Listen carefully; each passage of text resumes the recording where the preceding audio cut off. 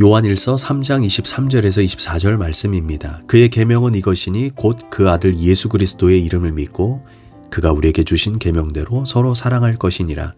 그의 계명을 지키는 자는 주 안에 거하고 주는 그의 안에 거하시나니 우리에게 주신 성령으로 말미암아 그가 우리 안에 거하시는 줄을 우리가 아느니라. 아멘. 할렐루야. 오늘도 좋은 날입니다. 요한일서 3장 23절에서 24절 말씀 묵상입니다. 오늘은 성령의 힘으로 사랑하라 라는 제목으로 말씀을 나누도록 하겠습니다. 어느 남자 집사님이 두 아들을 위해 미국으로 이민을 오셨습니다. 그런데 그 과정 가운데 많은 사람에게 사기를 당했고 심지어 끌려가서 맥까지 맞았다고 합니다. 너무나 억울해도 하소연할 곳도 없고 속이 완전히 새까맣게 타버려 마음에 미움과 분노를 안고 살았다고 합니다. 두 아들의 성공을 위해 이 모든 것을 감내하리라 다짐했지만 믿었던 두 아들 모두 대학에 들어가지 못했습니다. 집사님은 너무나 낙심되고 모든 의욕을 상실했습니다. 이러다가 큰일 나겠다 생각이 번뜩 들고 그때부터 하나님을 붙잡기 시작했습니다. 기도하는데 하나님이 계속해서 주시는 말씀이 용서하고 사랑해라. 바로 이 음성이었다고 합니다. 아니 하나님, 지금 당하기는 내가 당했고 억울한 일도 저만 겪었는데 왜 이 답답한 사정을 해결해 주시지 않고 용서하고 사랑하라는 그 말씀만 주십니까? 처음에는 너무나 분했지만 결국 집사님은 하나님께 굴복했다고 합니다. 그러자 가정 안에 놀라운 역사가 일어나기 시작했습니다. 먼저 집사님이 지금까지 가족들을 사랑하지 못한 일들을 다 고백했습니다. 그리고 그동안 자신에게 사기를 치고 폭행까지 하며 힘들게 했던 이들도 모두 다 용서하기로 결심했습니다. 그러자 아내가 그동안 남편을 잘 섬기지 못하고 사랑하지 못한 것을 용서해달라고 집사님에게 고백했습니다. 두 아들도 그동안 공부하지 않고 부모님께 실망시킨 것 죄송하다고 고백했습니다. 온 가족이 정말 서로 뜨겁게 회개하고 용서하고 사랑하자. 그때부터 가정의 분위기가 달라졌습니다. 무엇보다 두 아들이 마음을 잡고 다시 공부했고 마침내 두 형제는 어느새 졸업반이 되었습니다. 집사님도 분통한 마음을 버리자 일할 용기가 나왔고 다시 사업을 시작했습니다. 하나님의 은혜로 작은 상점을 하나 내었습니다. 그러면서 그 집사님 말씀에 진작 이런 마음을 가졌다면 오랫동안 우리 가족들이 고통을 받지 않았을 텐데 자기가 너무나 어리석었다 이렇게 고백합니다. 그 집사님의 문제는 마음에 있는 미움의 영이었습니다. 사기를 당하고 폭행을 당한 것이 문제가 아니었습니다. 미움의 영에 사로잡혀 살았기에 결국 두 자녀들을 망가뜨려 버렸고 집안이 자녀들에게 지옥과도 같았던 것입니다. 아버지 속에 미움이 이글거리고 어머니 속에 한이 이글거리니 어떻게 자녀들이 공부할 수 있었겠습니까? 그러나 어느 날 이 가정의 미움의 영이 떠나가고 하나님의 돌보심이 임하자 이 가정이 회복되었습니다.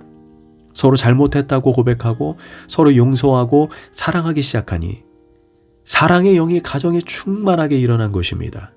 하나님께서 우리에게 사랑하라고 하시는 것은 우리가 어떤 처지에 있든지 사랑만이 우리를 살리는 영이기 때문입니다. 미움의 영은 파괴하는 영입니다. 미움의 영을 용납해서는 안 됩니다. 그 영이 나를 죽이고 우리 가족, 우리 교회를 파괴하는 것입니다. 그러나 사랑의 영은 다 살려냅니다. 우리 자신이 살고 우리 가족이 우리 교회와 이 사회가 사는 길입니다. 23절입니다. 그의 계명은 이것이니 곧 그 아들 예수 그리스도의 이름을 믿고 그가 우리에게 주신 계명대로 서로 사랑할 것이라. 오늘날 우리의 사회는 갈등이 심해지고 있습니다. 뉴스를 보면 마음이 너무나 아픕니다. 정부도 야당도 노조도 모든 국민들도 다 잘 되어야 한다고 말합니다. 신기한 것은 잘 되자는 이야기를 서로 나누는데 왜 이렇게 싸우는 것일까요? 사실 어떻게 하면 우리나라가 잘 될까? 어떻게 하면 우리 모두가 다 잘 살 수 있을까? 얼마나 행복한 주제입니까? 그런데 물고 뜯고 난리입니다. 그 이유는 한 가지입니다. 사랑의 영이었고 미움의 영이 역사하기 때문입니다. 우리 어른들은 아이들에게 서로 미워하지 말고 서로 싸우지 말라고 가르칩니다. 그런데 정작 어른들은 왜 이렇게 싸우고 미워할까요? 영적인 분별이 안 되기 때문입니다. 무슨 일이든지 사랑이 없으면 절대로 아무리 좋은 방법이 있어도 문제는 해결되지 않습니다. 결국 문제의 해답은 사랑입니다. 사랑이 인생의 모든 문제를 여는 열쇠입니다. 그래서인지 도산 안창호 선생은 강연하실 때마다 우리 2천만이 다 서로 사랑하기를 공부합시다. 그래서 2천만 한민족이 서로 사랑하는 민족이 됩시다. 이렇게 외쳤습니다. 그는 일제강점기에 이 민족의 독립을 위해서 한 몸을 바쳤던 민족의 지도자입니다. 그런데 그가 내린 결론이 무엇이냐? 일본이 문제가 아니라는 것입니다. 우리 민족이 서로 사랑하는 것 외에는 안 된다는 것입니다. 사랑하면 인생의 문제가 어떤 것이든지 간에 실타래처럼 풀린다는 것입니다. 그런데 문제는 그 사랑이 어디에서 옵니까? 내 힘으로는 할 수 없다는 것이 가장 큰 문제입니다. 우리의 힘으로 사랑이라는 계명을 지킬 능력이 없습니다. 그것은 성령의 역사가 우리 심령에 부어질 때, 우리 안에 하나님의 역사가 임할 때, 그 사랑이 우리 속에 터지기 시작할 때 이루어지게 되는 것입니다. 우리가 서로 사랑하자, 그리고 사랑하지 말자 이렇게 말할 것이 없습니다. 성령이 강력하게 우리 안에 임재할 때 우리의 가정과 일터에서 주님 사랑의 도구가 되고 어려움을 당한 사람들을 도와주는 것입니다. 24절입니다. 그의 계명을 지키는 자는 주 안에 거하고 주는 그의 안에 거하시나니 우리에게 주신 성령으로 말미암아 그가 우리 안에 거하시는 줄을 우리가 아느니라. 우리가 사랑의 계명을 지키는 것은 우리 안에 거하시는 성령으로 말미암는다라고 말씀합니다. 우리가 사랑할 수 있는 힘, 상대방을 섬길 수 있는 힘, 이 모든 것은 성령의 역사로 이루어지는 것입니다.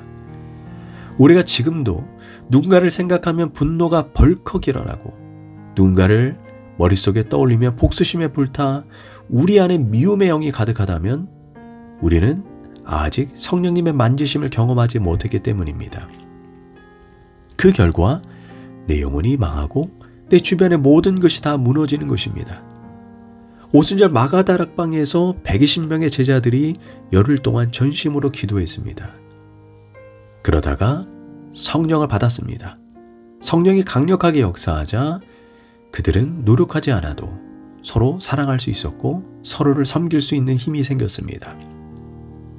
그 결과 서로를 뜨겁게 사랑하게 되었고 믿는 사람이 다 함께 모든 물건을 서로 통용하고 각 사람의 필요를 채워주고 날마다 마음을 함께 했고 서로 떡을 떼며 구제하고 기쁨과 사랑이 넘쳤다고 말합니다. 누가 사랑하라고 시킨 것이 아닙니다. 성령께서 역사하자 우리 각자 마음에 부흥이 일어났습니다. 미운 사람이 하나도 없습니다. 서로를 사랑하고 불쌍히 여기고 섬깁니다.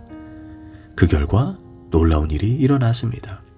사도행전 2장 47절에서 하나님을 찬미하며 또 온 백성에게 친송을 받으니 주께서 구원받는 사람을 날마다 더하게 하시니라. 우리 안에 계시는 성령이 폭발적으로 역사하자 서로 사랑하게 되었습니다. 놀라운 것은 그 사랑을 지켜보는 사람들이 교회로 달려와서 구원을 받았다라고 말씀합니다. 이 시간 미움의 영이 내 삶에 역사하고 있다면 다시 주님을 바라보고 성령님의 인재를 갈망해야 합니다. 그것이 내 인생의 형통의 비결이요 시온의 대로로 열어지는 길입니다. 기도하겠습니다. 하나님, 내 힘으로는 사랑할 힘이 없습니다. 초대교회의 역사 때처럼 내게 강력한 성령을 부어주소서. 사랑하지 않으면 결국 모두 다 망하게 된다는 것을 알게 되었습니다. 내 인생의 미움의 영이 떠나가게 하여 주시고 남편, 아내, 자녀, 나와 함께 신앙여정을 걸어가는 사람들을 뜨겁게 사랑하게 하여 주시옵소서. 예수님의 이름으로 기도합니다. 아멘.